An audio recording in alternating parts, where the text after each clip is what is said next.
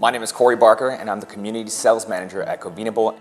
So it was named Covina Bowl because of the historic Covina Bowl that used to be there in 1954. It's a famous site, it's become an historic site, and we are renovating that community right there, and then we're building around it to kind of mimic the old school retro style of the Covina Bowl. Hi, my name is Paxton Wiley, and I'm a sales associate for Trumark Homes. I believe the flats and towns are a little bit more popular right now. We have a lot of first-time home buyers.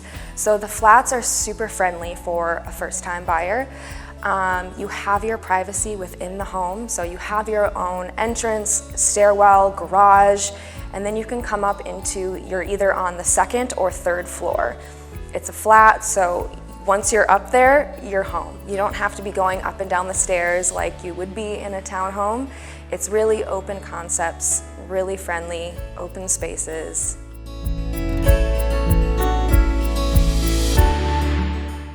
So what makes Covina Bowl so great to live is the location.